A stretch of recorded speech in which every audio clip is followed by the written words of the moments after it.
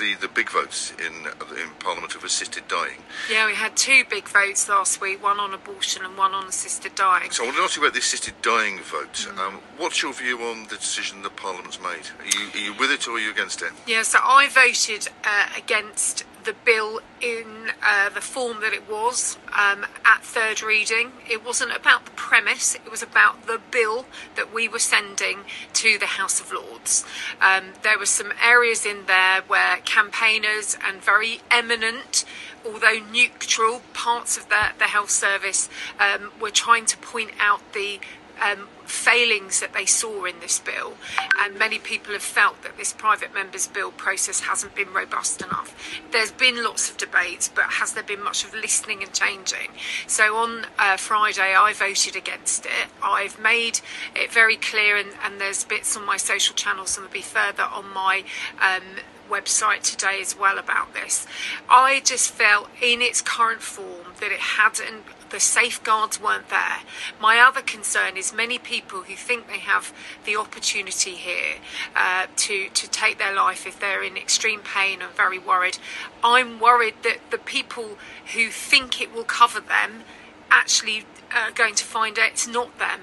There's also areas around very vulnerable people, including those with eating disorders and those with disabilities, who very often can be told that they've got a shortened life, but actually in reality they can go on to live longer.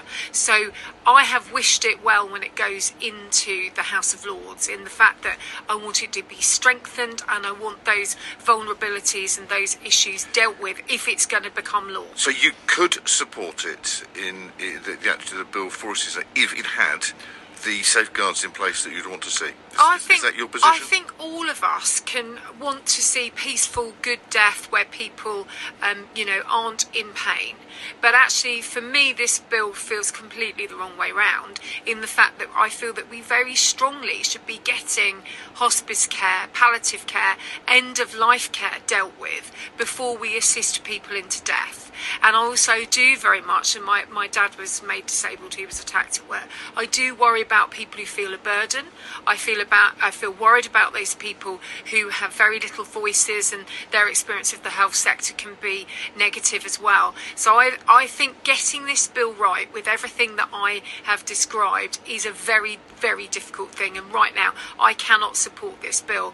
But if it's going to come law, I want the Lords and whatever may bounce back to the Commons to strengthen it and make sure that as much safeguards is in there as possible, because if it becomes on the statute book, we need it to be workable. And above all, those people who are holding their hopes out on it and have been told that this is the solution they need, then it actually works for them. So for me, I want it to be a good law, but ideally I would like us to be focused on palliative care and hospice and other support for people. And I am worried it's going to gum up government. It is going to change the whole way that we give power to the state. And I think this needs to be worked through. If you listen to what Wes Streeting has said as well, there is no money for this. It's going to have to come out from other parts of the NHS.